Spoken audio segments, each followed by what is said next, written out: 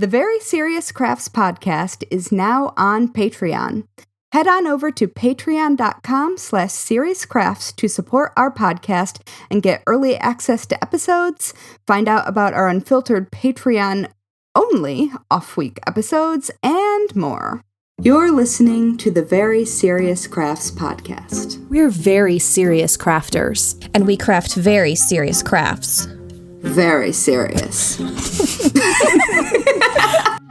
Hello, and welcome to Season 3, Episode 4 of the Very Serious Crafts podcast. I'm Haley from Red Handled Scissors. I'm Heidi from Hands Occupied, and I'm here. Yay! And I'm Mollie from Wild Olive. Today we will be talking about knitting in the apocalypse, new books, and awkward handmade outfits. But mostly we're going to talk about Heidi being here, because yay! Yes, because we're very, very excited. I'm very excited to be back. Yes. So, I feel like we should immediately address the virus in the room. No virus in this the virus room. not in the room. There's no virus in this room. Okay. We are very socially distant people by nature.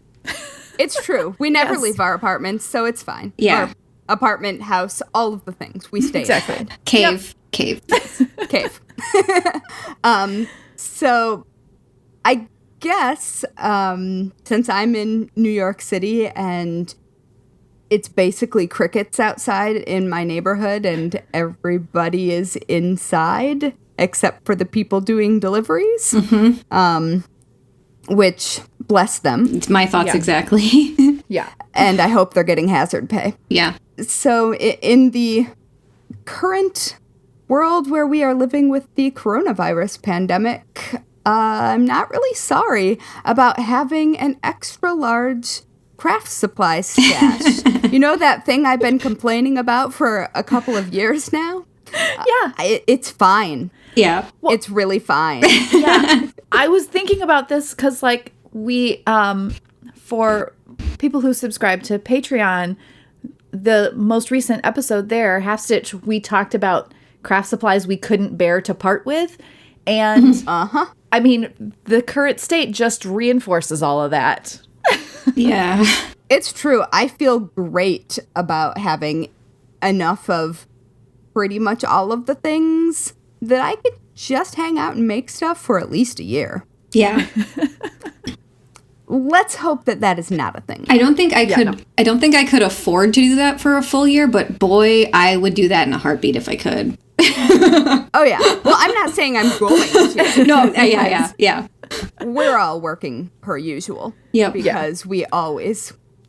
But I mean, from home, we have the supplies to work from home. Yeah. On the things that we make. Exactly. So and that's I think the hardest thing as a maker right now for me is like cheering on all my friends or like people that have like bought more than one pattern or are active on Ravelry or whatever that I know as friends online, like from the Hands Occupied community, like seeing them be like, all right, I'm gonna actually finish, like I'm going to bind off all this stuff that every year is on my list and I'm gonna do it. And like they're really using that in this time, and I'm like, I'm so jealous. I have so much work to do. Same. Like yeah. Yeah. Very that.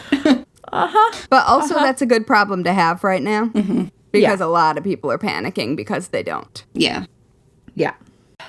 So Heidi, you're back. Oh, yes. I am here. Yes. Hi. Oh, yes, I'm here. In a minute, I'll tell you all why. Okay. All right. Why you're back or why you were gone? We'll see. Okay. All right, fine. Fair. As I told these guys, I if you follow me online, you'll know that I've been not here, and also like my studio's been on pause already for a little while as I worked on a very large project. So I'm a little bit like socially feral right now because I'm coming from one like long 2-month period of time where I just mostly worked. Not healthy, by the way. And then straight into this social distancing thing. I don't know. There's going to be a lot of weird vibes for me is what I'm trying to say. Yeah, we're into it. Yeah. Definitely. It's why we're friends. Yeah. So Yeah. thank you, dear listeners, for knowing what you signed up for. It's true. If they don't know by now, I can't help them. Yeah. True. Anyway, Molly, how are you doing? I'm doing all right. I'm doing all right. I have been like feeling like I should be like doing all the new things, and that includes brainstorming new ideas. And this is tell me what you think, but I think that this is smart. I don't want to take advantage of what's been going on in the world, but I do think that there's probably going to be a great need for a lot of new craft ideas for using toilet paper tubes. Right? Heck yeah. Because all of a sudden that they have been selling out. Yeah, I mean, so like the people who have hoarded all the toilet paper suddenly are going to go, what do I do now? I have 8,000 toilet paper tubes, so let's make a craft. What do you think? I think it's good, right? I sincerely hope they don't use them that quickly. I mean, Also I wouldn't true. want to be somebody who had to go through that much toilet paper that quickly, because that's probably a sign of not a good day. I don't know. People could start, like, if they're cooped up, like their kids might just start like playing with the toilet paper, like doing like games and things. That's like, worth wrapping each money other right up. now. Come on. Yeah. Molly. Molly. Yeah? When you said cooped up, all I could think was pooped up. Oh boy. Okay. You opened the subject, Molly. This is entirely your doing. All right. We've already established that we're a little giddy, but I think if they're all pooped up, they aren't going to be using the toilet paper. Am I right? True. Very true. Can we talk about things that aren't crappy? Yes, let's. Okay, so I'm just going to go with that. Oh, gosh. I didn't even need to make that joke. Go with the flow, Haley.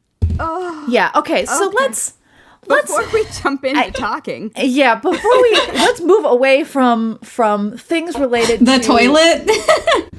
Step away from the bathroom. I was going to say just germs in general. Let's move away from germs in general as much as possible. Thank you.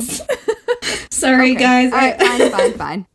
So before we jump into talking, we want to give a shout out to all of our serious friends of the Very Serious Crafts podcast who are supporting us on patreon.com/seriouscrafts. Many thanks. You are the best. Yeah. Yay. It's true. It is. You are.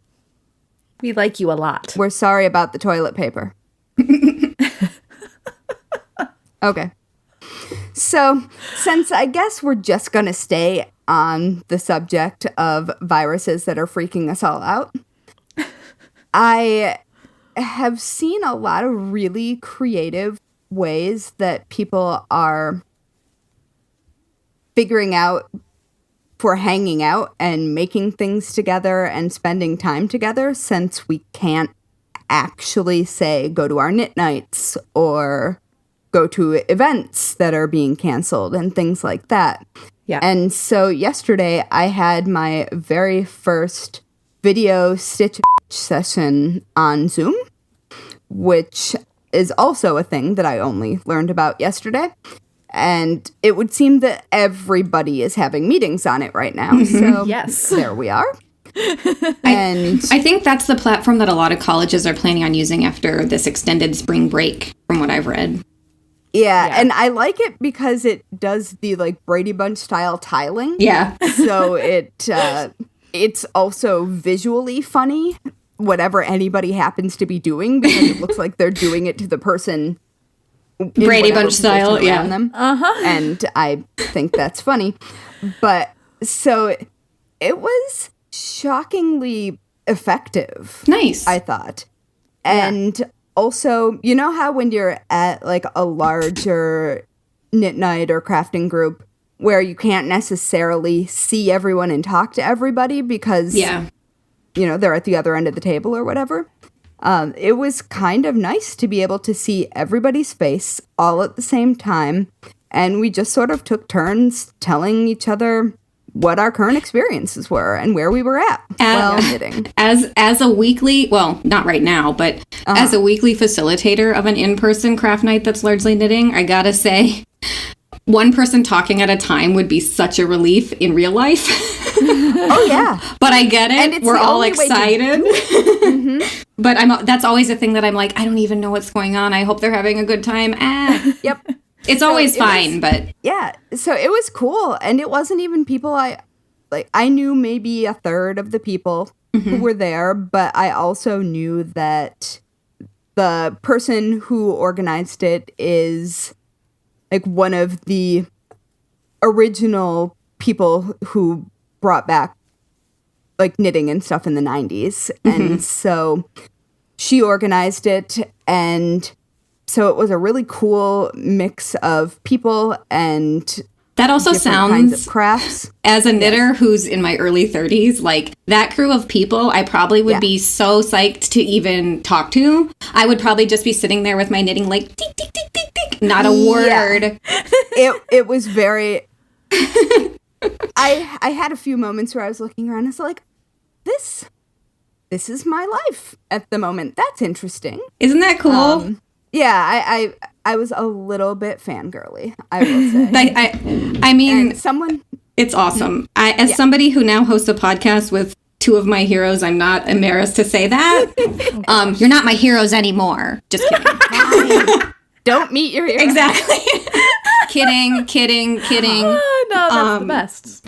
It's like the best. I think that's the best thing about having a creative career is when you're like, oh, I can talk, like I know these people. Like this is real life. It's very kind of validating. Anyway, weirdness. Yeah. Bye. No, I mean, you're completely right. I almost texted you both last night being like, guess what I'm doing? But yeah, so it was really fun. And one of my friends was even building an honest to God wooden dollhouse during the hangout. Like it was just, and that's something that like I can't facilitate certain crafts at craft night. Digital craft night might be an option, man. Well, yeah, it was nice. I think that in a lot of ways, this situation is going to, when you put limitations on things, it always brings out creativity, no matter what you're talking about, right? Like mother necessity. If you only have like two supplies, you find a creative way to use the two supplies, But I think absolutely, it could create some situations where people are able to connect differently with different people, different things, and that's one of the good things that can come out of an otherwise horrible situation. So, oh yeah, that's and cool. It was such a relief for everyone to just be able to hang out and talk to other people, because a lot of people are stuck in their apartments alone. Yeah. And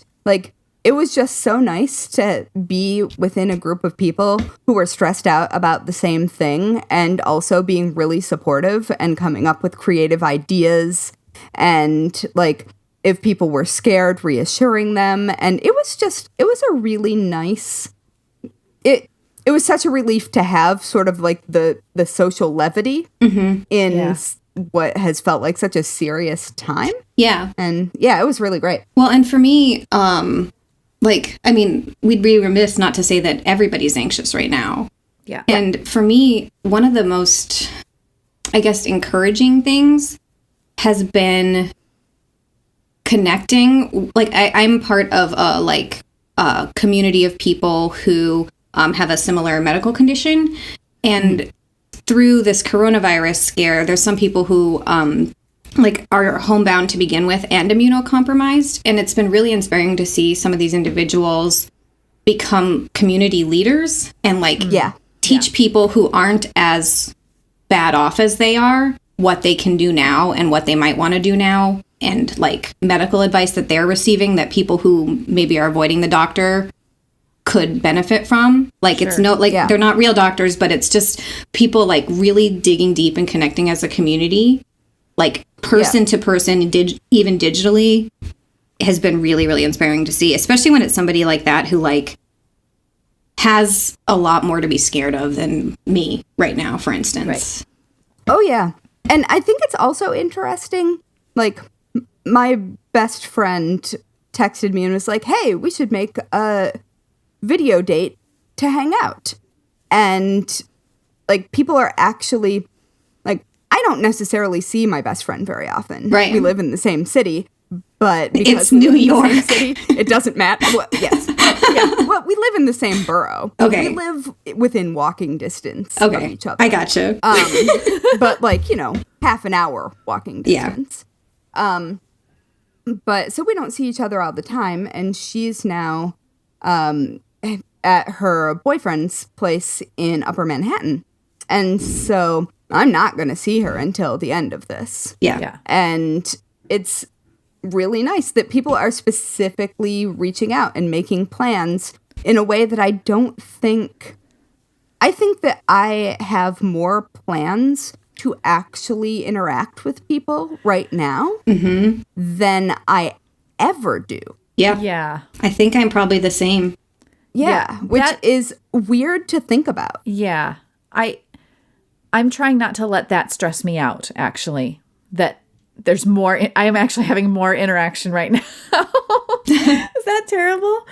Like, it's nice. Like, I like the interaction I'm having, but also like... Well, we're trying. We're so all different. Making a specific effort to hang out with the people we care about. And we're actually thinking about doing that. And I don't think we usually do in our daily lives.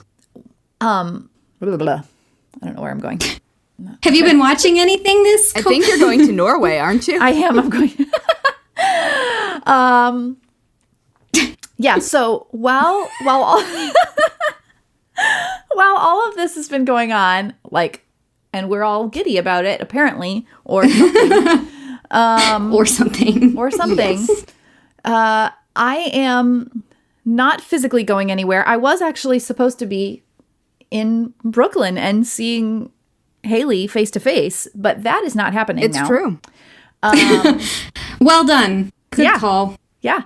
So I'm not traveling anywhere. I'm definitely not traveling to Norway, except that in this discussion, we sort of will be traveling to Norway because Willkommen. Sorry. Yes. I'm Norwegian. I have to say it. Exactly. Yeah, and that's very similar to some Swedish for welcome. But I've been wanting to talk about this probably since the beginning of this season. And I waited on it because I wanted to wait until Heidi would be here because I thought she'd want to talk about it too. Never could I have planned for a more perfect topic than when people are listening to this and looking for things to occupy their time. Now, some of you may have heard about hands. this. Yes, or hands. Sorry. So there was this happened a few years back on Norwegian television. They called it Slow TV, and they had a number of things that basically they just broadcast stuff in real time. We're used to television shows that move very quickly. This was all in real time. And one of the things that they had was National Knitting Night. It is literally 12 straight hours of watching people knit, except that for a chunk of the time, they did this challenge to try and break a record. And the record was, I think they call it like the back-to-back challenge. And they take a sheep, they shear the sheep at the beginning of the challenge. Oh, I know it. Yeah. So the wool comes off the back of the sheep. They spin the wool, they knit the sweater, and then put it on a human's back. So back to back. So cool. Right. So the Norwegians in this challenge are trying to break a record held by the Australians. And it's like less than 5 hours. That is a deep rivalry, you guys. Yeah. Well, Norway and Australia? Well, Scandinavian wool and Australian wool. Australians are really proud of their wool. That makes sense. I could see this as a fine. So sorry. I'm going to be like full disclosure. I still have not watched all of the hours of this. I've sat through the first hour of it at different times, like when I, can sit and work with it in the background. It is all in Norwegian with a translator who translates some of the things and kind of explains what's going on. It is so charming, though. It is exactly like what you need when you just are going to chill out and have something in the background. Have either of you watched any of it? Yeah. No, I haven't. I pulled it up for the knitting one, which I haven't seen all of myself. Actually, and this is a great reminder to do that. I had a migraine for 12 hours on Monday. I could have had the thing on the whole time. What am I thinking? That would have been perfect. But you weren't at that point. I don't think I was thinking at that point. But for fellow migraine people, this might be a thing if you can handle sound or a little bit of light. I digress, though. So I pulled up the show on Netflix after hearing about the Knit Night thing. And then my husband, Ed, got super excited because he loves trains. And there's one where you're like sitting at the front of a train and just riding from one Norwegian town to another. Yeah. And that's another nice one for if you're like going a little stir crazy. Yeah. So unfortunately, it's not on Netflix anymore, but it is on the Norwegian television website. So I will have a link to the knitting one on in our show notes. And then it links to other ones that they have as well. I mean, essentially, I've seen it described as like the virtual fireplace of knitting. Yeah. Yep. That's very appropriate. But I have to say, like, watching them go from like shearing the sheep to like spinning and immediately starting to knit with that wool, like that's really, there's actually something kind of exciting about that. Maybe not for 4.5 hours of it, but I don't know if they won. There are workshops that do that, like long workshops. I've heard of that happening. Yeah, sheep to shawl. Yeah, I think. Okay. Or sheep to sweater. There you go. One of those two. I've heard of sheep to shawl. Yeah, that would be a little bit easier than a whole sweater. I guess it depends how big the sheep is. It would also depend on the type of shawl you're making, I suppose. Can we make a sweater for Mr. Big Stuff? How big is he these days? Medium. Oh, Mr. Medium Stuff. That is what my best friend refers to him as. I love that. Aww. Sorry. Indeed. I still owe, speaking of lieutenants, I owe things. Captain, is it lieutenant that I owe? Yes. The guinea pig that I owe a sweater to? Yeah. Okay. We'll get there. It's fine. I made her a Baby Yoda-esque blanket jacket. Oh, so cute. I loved it. She's not a fan. She's not a fan. Ugh, well. So. But it was adorable. She needs to get with the program.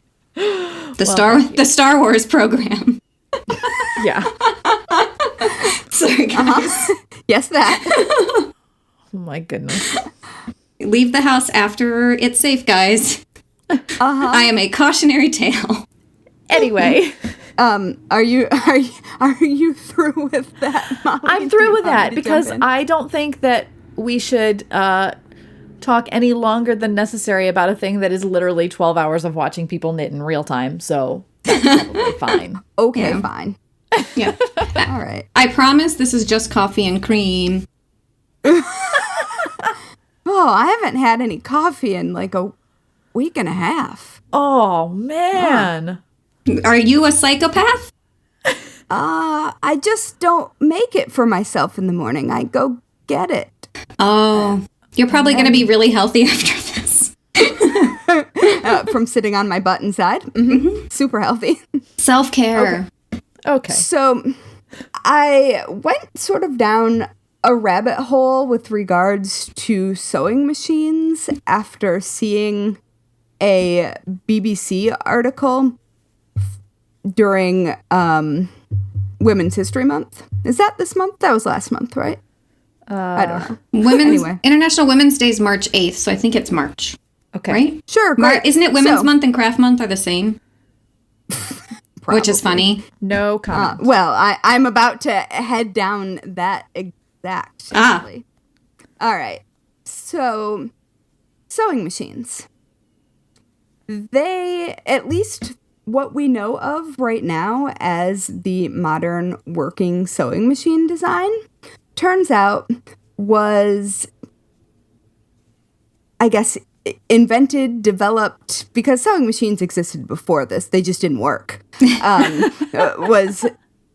it's true, was developed by kind of a jerk who didn't really like women. Well, he liked women, but he didn't like to treat them very well. Oh. So I am, of course, referring to Isaac Merritt Singer of the Singer sewing machines. He was an inventor, also a failed actor, apparently. Interesting. And right? And he invented a machine for carving wooden movable type. Except he invented it at the end of using wooden movable type. So the machine apparently worked fantastically. It's just that nobody wanted it.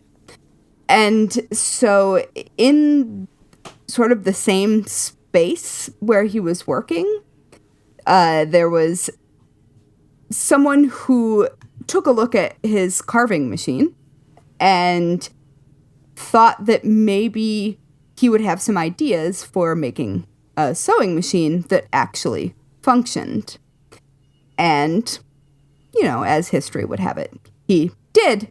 So the sewing machine that he finally made I think the first one was patented in 1851. So it was sort of during the 1850s when all of the sewing machine companies that people know of historically, they were all sort of competing. Mm-hmm. And they were also all using patented parts that were their own. Of course. And then suing each other for look at the telecom industry. So apparently, though he had made a working sewing machine, it used patented parts that other people held the patents for, and so it became a big mess until a lawyer was like, guys, listen, why don't you just license each other and make bank? And they were like, oh, okay. Yeah. So Singer apparently was a known adulterer and had 3 different separate families all at the same time, some of whom knew about each other while being married to someone entirely different.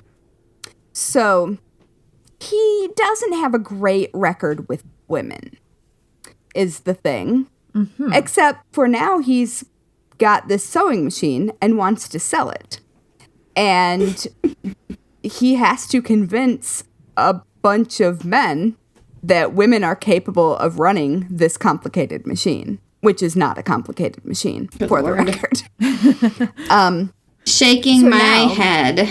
Yeah. So this guy who's not great about women and who apparently joked that the suggestion of making a sewing machine would remove the only thing that was keeping women quiet. That's a paraphrase. Yeah, wow. So he's not great. You want to know what's quieter? Being faithful to one partner. That would be quieter. Sorry. I mean, fewer children, for sure.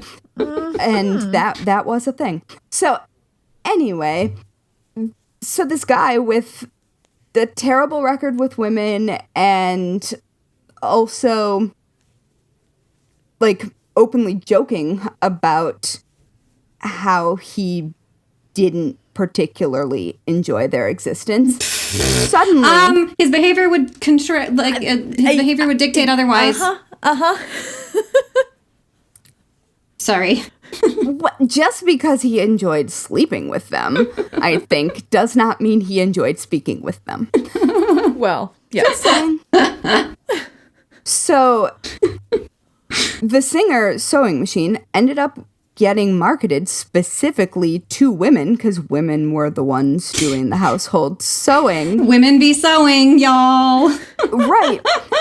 But in doing so, he freed up a bunch of time for women who had been occupied making shirts and doing the home sewing and repair all by hand, all of a sudden they've got a machine that can do in an hour what used to take 12. Yeah. And you know, it's the 1850s. It's time to party. I mean, if you're interested in women's rights. Yeah, exactly. It is. That's exactly what I'm saying. Time to party.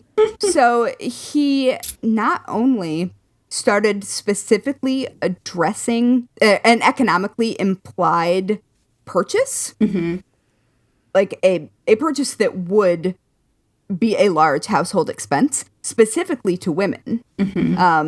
And the advertisements were specifically, like, they would ask for the lady of the house, and would not want to speak to the man, apparently.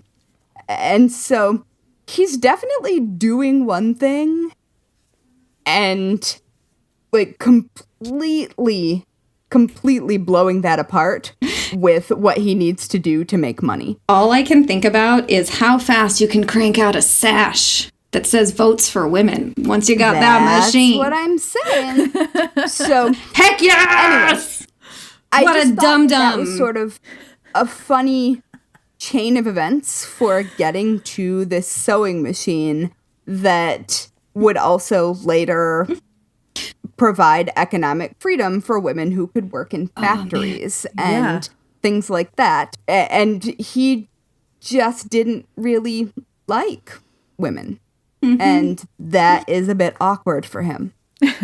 So anyway, there's a very long article that lays that out significantly better than I did that I will link to from the BBC. Hold on, let me say who wrote it. Tim Harford, who is apparently the presenter of 50 Things That Made the Modern Economy, wrote this very, very interesting article about how all of that came together and how that connects to women's rights, which is a really interesting thing to think about, because when you think about sewing, at least maybe in our parents' generation, that was seen as something that was keeping women down. And when, in fact, the very machine that people were shying away from was a machine that offered significant amounts of freedom to women. Yeah. I just thought that was interesting. It is. I like that. Thank you for sharing that. As an aside that is somewhat related, but in the opposite direction, I think, I learned during the Norway's National Knitting Night thing that sheep shearing was traditionally something that women did when they were shearing by hand. And then when it came to having the shearing machinery, industrialized version, then it changed over to being something that men did. But it was traditionally what it was considered women's work. So all that is very interesting how we get into these things. But anyway. History. Cool history. Yeah. Yep, and there are definitely many more interesting details and directions that the article goes, and you could really, really go down a rabbit hole with all of the different directions that it takes and all of the implications of those directions. So I recommend setting aside some time and taking that deep dive, because it's really cool. Yeah. Nice. That's Except awesome. for Singer. He was less cool. Yeah. He was kind of a jerk. Sorry. And I say that as a collector of antique Singer sewing machines. Like, during his lifetime, I have machines from then. So, awkward. Yeah. Well, shifting directions entirely, although I was very here for that story, Haley. Thank you again for sharing. I now have a lot of feminist Googling to do. Because I'm all fired up. But okay, so the reason I'm acting like a person who's just like never talked to another person right now is because I have been a little busy since early November? Yeah, it's been a while. It was right after I finished my not dissimilar project. Yes. So ironically, I guess for listeners of the podcast and fans of the Haley, Mollie, Heidi trio, once again, my life and Haley's life are moving like in similar directions at the same time. We do that. Yeah. Yeah. It's just really funny that always happens. So I'm like avoiding saying this out loud because I guess I haven't really said it yet. So I wrote a book, y'all. That's where I've been. Yeah. You did. And I that's did. really exciting. It is. Yeah, it's weird. It's still super duper doesn't feel real. But yeah, so It doesn't even after they exist. It's I know. fine. Yeah. and it's like like in light of the current world state, it doesn't even feel like a priority because there's so much else going on. But yeah, I wrote a book much like Haley, apparently we just attract publishers who want us to write books real fast, and we both did it this year. I found out. True. What was your turnaround? Like 2-3 months? 6 weeks. Yeah. Yep. And mine was 2 months, but I pushed it to 3 because I was doing some large scale work, and I was like, guys, I'm going to need this in my hands for 2 more weeks, and it was not a problem. Yeah. So, but yeah, I guess Because publishing. Yeah. And I guess I'm getting ahead of myself because this is something I'm not accustomed to talking about. But yeah, I wrote a book. And the way it happened, I guess, was I got cold emailed from this editor. It's Leisure Arts. They've been around for a really long time. Like my grandmother, in some of the stuff I inherited from her, literally has Leisure Arts like craft pamphlets from Joann's. Definitely. So they've been around for a long time, and an editor there cold emailed me after finding me through Pinterest and the Hands Occupied blog. Nice. And of all the things that I could be asked to write a book about,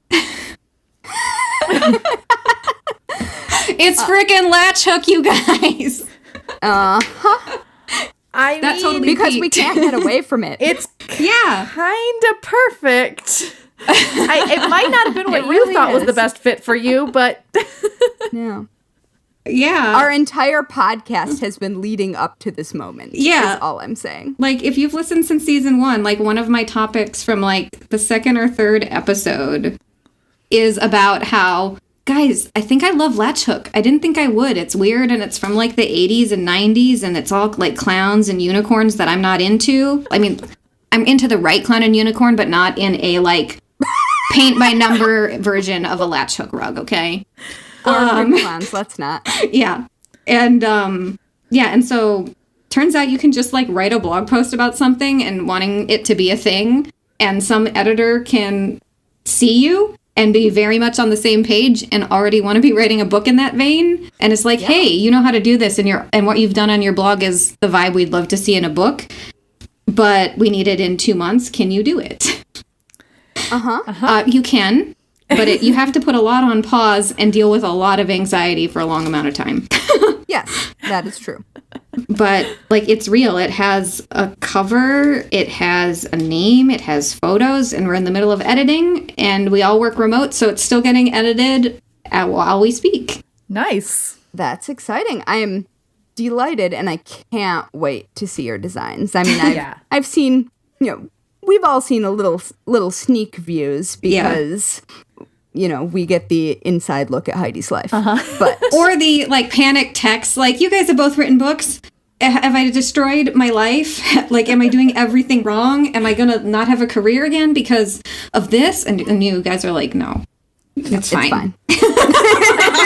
That was fine. No, Yeah. but that is a very real thing. Yeah. Like, especially on first books. Yeah. You have no idea what you're doing. And it doesn't even matter how many people you know who have done it before and are telling you how they did it. It doesn't matter. Yeah. You're just going to think that you have ruined the entire world at least 3 to 4 times. Because you have to have enough faith in what you're working on, and hopefully enough support from, like, an editor, if you have that, to be able to be like, I have faith in making, in my case, I think I started with 15 designs, like, on paper. Like, I did the entire chart, math, because I had to order everything at once Right.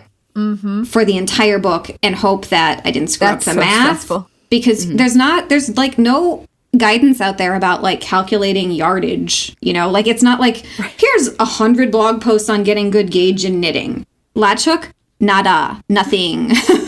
So that was really scary because I had to do again the entire think book about that. Yeah. So, and with Latchook, it's way more yardage because you're making shag rugs, and some of mine are up to like 4 feet by 2 feet of roving. Whoa. That was scary. Wow. And you're calculating yardage in 3 dimensions, kind of, because you have to know the area plus the pile height, so how thick the rug is. Anyway, I cover all this in my upcoming book. You should buy it. I'm excited. Like, that's the kind of information I want to get behind. So yeah, I think I might, and with like my like arthritis and stuff that I've also talked about, like it almost felt like a sign. I'm not the biggest like woo woo person, but it almost felt like a sign that that it's okay to do Latchook, and hopefully other people will be on board now that they'll have like this handbook for like getting started, and then I have a lot of cool ideas and modern designs, which is great. Yeah, they're not all 80s. It's not all mushrooms. I thought about mushrooms. I thought about doing a mushroom, but but I also like or Smurfette. Yeah. I definitely unearthed a Smurfette Latchhook project when I was helping my best friend clean out her mom's basement. Yeah. There's a lot of branded kits out there too.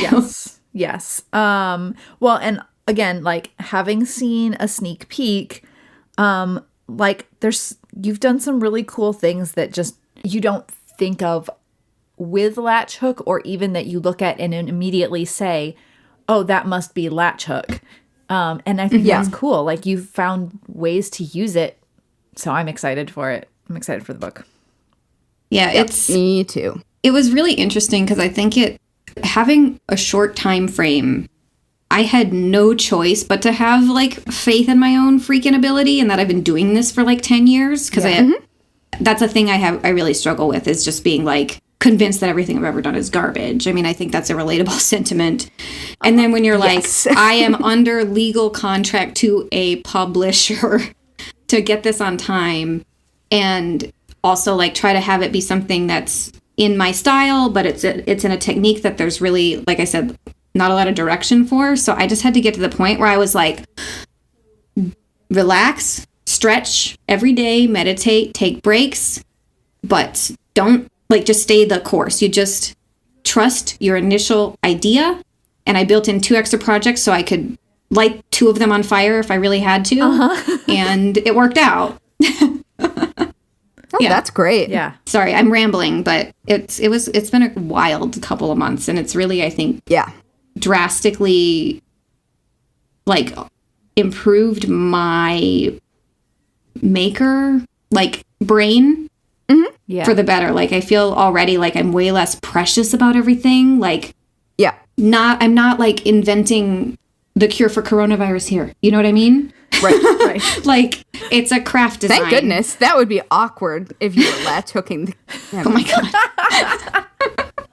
but like it's not life and death. It is a craft book for people to have fun, and like wanting it to be fun and not so dang serious, which I always get bogged down in, I feel like, as a designer, was really like everything was better. The whole process was better when I just chose to be calm and trust myself. Yeah. Oh, yeah. Yeah. And that's hard to do, but once you do it, it just becomes a lot more, I guess, at least for me, my thinking became a lot more organized, and like what mattered and what really didn't became a lot clearer. Yeah. And also knowing that like at the end of the day, like these opinions are my own. They are not reflective of my publisher, etc. This is just me saying, at the end of the day, this is a publishing business. They need the manuscript as close to on time as possible because they have to deliver it to stores to put out at the right time. Like remembering too that like if your design maybe has to not have an extra foot on it or something like that to make the deadline, because at the end of the day, this is a job. And they are paying you as an artist to give you a chunk of clay that they can edit into a book which is a product. Like, that's the other thing that I had to remember is, like, that is why this is a legal contract. This isn't just, like, you being some artist in your whatever. This is job. Like, and getting that head on straight, I think, was really important to doing this in a short amount of time. Yeah, definitely. Anyway, so I wrote a book. Ta-da! Yay! Yeah! I should send you guys the proofs that I have of the photos so you can actually see what I did. Yes. Yeah. That's the new thing. I have to be fine. I have to be fine with people actually looking at this book because I've been trying to, like, just hide it now and, like, pretend it's not happening, which is dumb as well. Yeah, I know. Well, it's going to happen no matter what. Yeah. It's fine. Yeah. Speaking of photos that you might have wanted to hide, but you show anyway. Yeah. Before we wrap up this podcast, because, you know, we obviously have been quite chatty with having Heidi back, but, you know, I don't want this to go on and on and on, but this is an important I bring thing. the chatter. I deliver the now chatter. I have Journey stuck in my head. Okay, so I just brought to wrap this up with a little bit of a laugh, but maybe some nostalgia. Again, we know that I get stuck on Instagram a lot, and one of the accounts that I follow is Awkward Family Photos, which is just, I believe it's just at Awkward Family Photos. And one of the things that I've noticed has come up several times is handmade matching outfits. Oh boy. And it's amazing.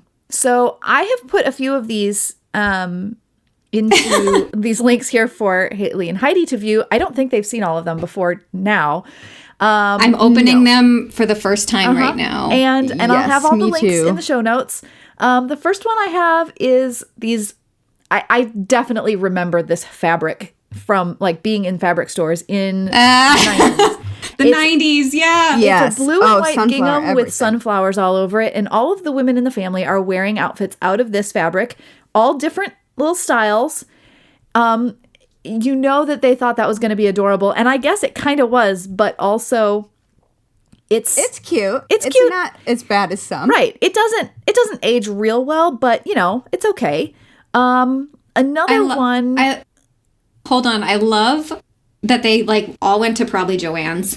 Yes. And got, like, a bolt of this fabric. And they're in different versions of the same fabric. And it's very, very Sound of Music. Very. Except 1990 because they have giant bangs. Yes, exactly. There's another one here, and it's a family, and they're wearing two different styles. Like the females are wearing plaid, and the males are wearing lizard fabric shirts.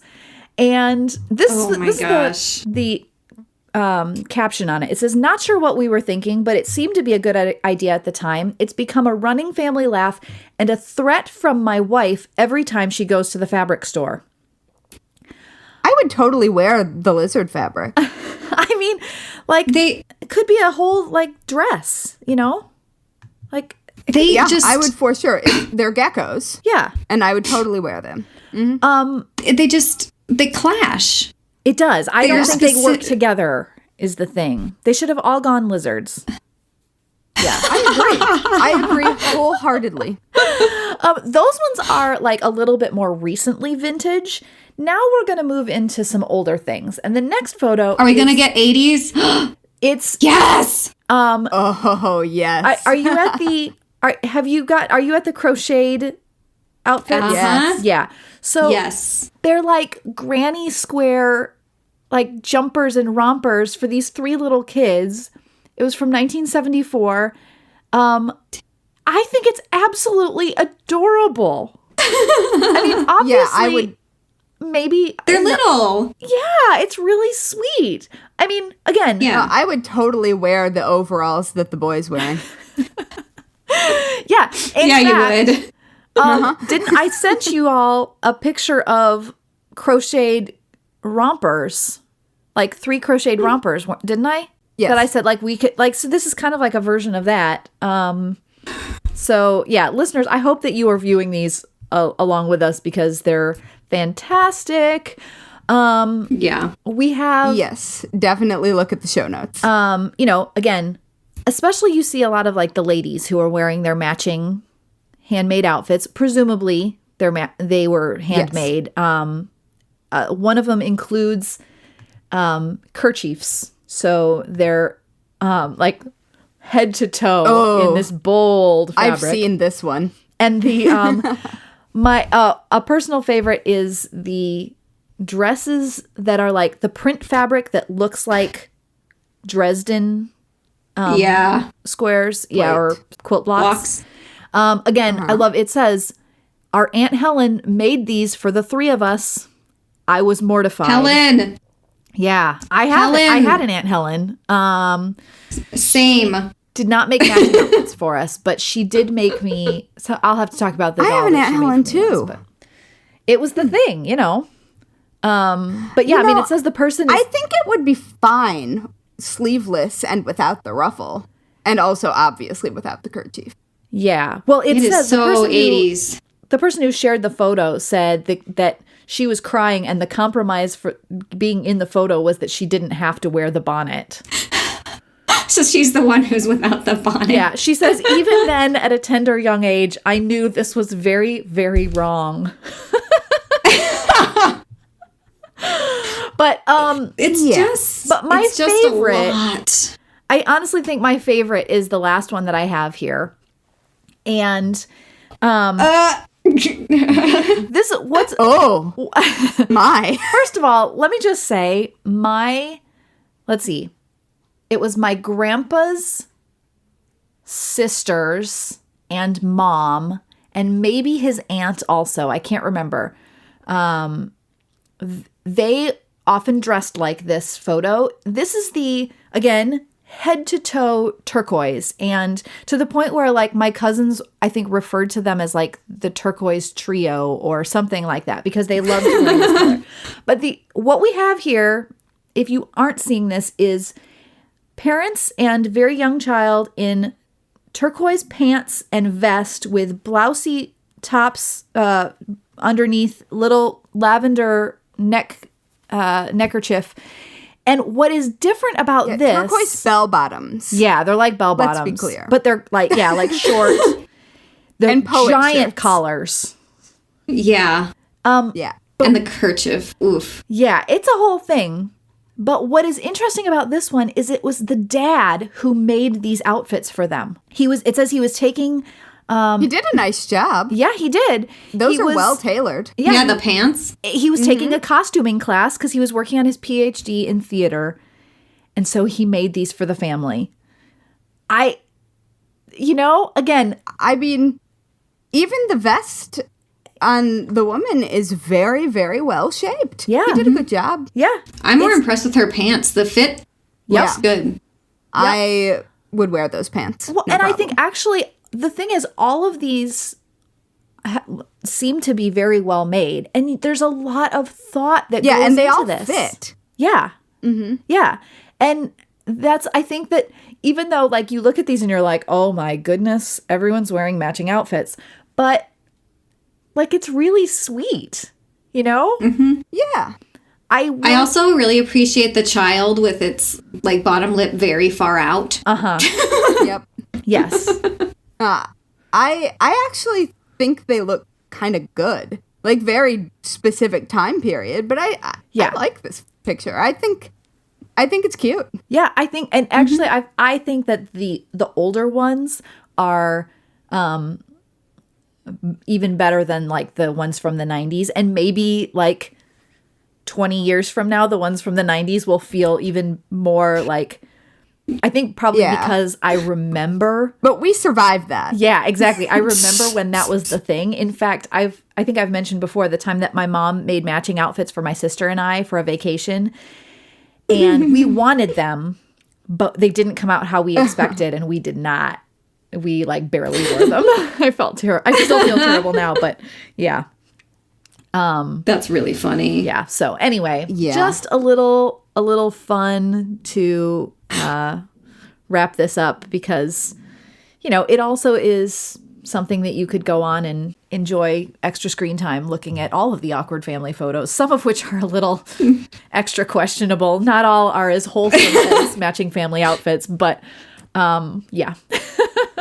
I am looking at one that is also crafting themed right now that seems to have some awkwardly placed handprints. Yes. On the shirt.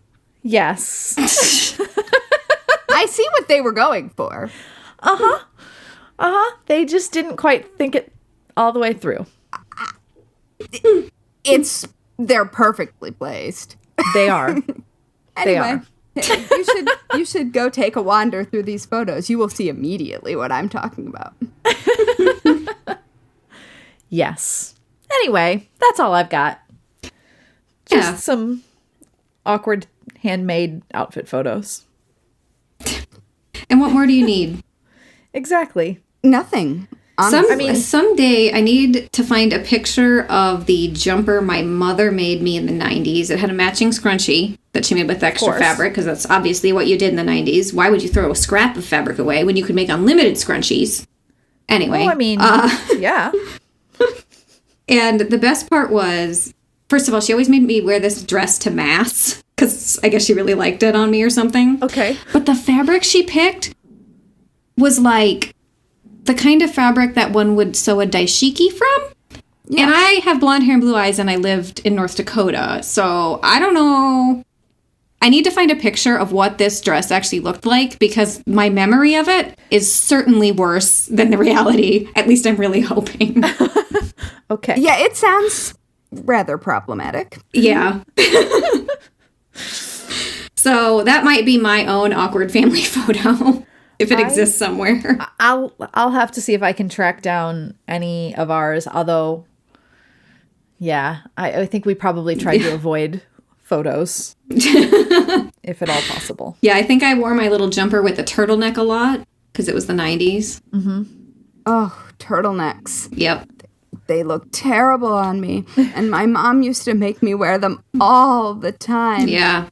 And then at some point she decided instead I could wear a mock turtleneck dickie. So much better. No. No. I think I'm just young enough that dickies weren't very much in my wardrobe. Yeah, I don't think I ever actually wore one.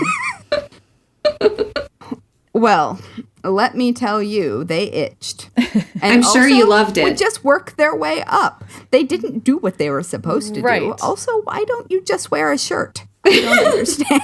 For when you want aesthetic layers, but not actual layers. Get a dickie. I was a very skinny and cold child. You needed more clothes. Yeah, I know. Cold in several ways. Let me put us out of our awkward misery at the moment and go ahead and close the episode.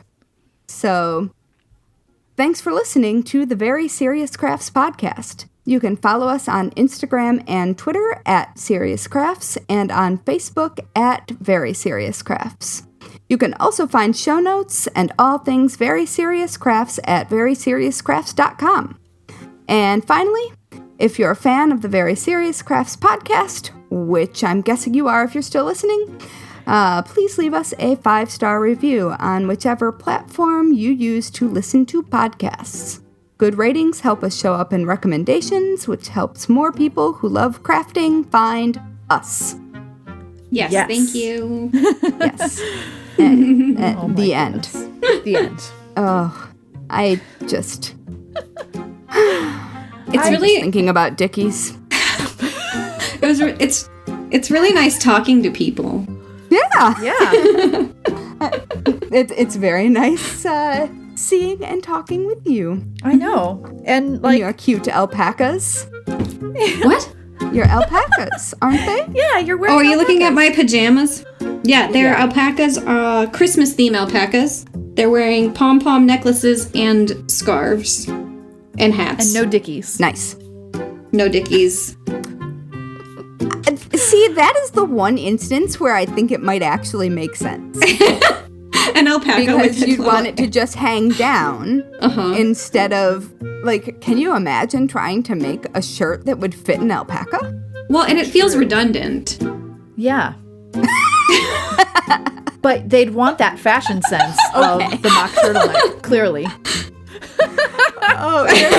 They're extremely serious alpacas. Yes.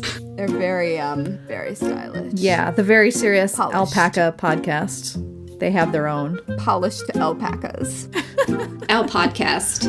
Oh my goodness. All right. Alpaca cast. I think this is the end. Okay.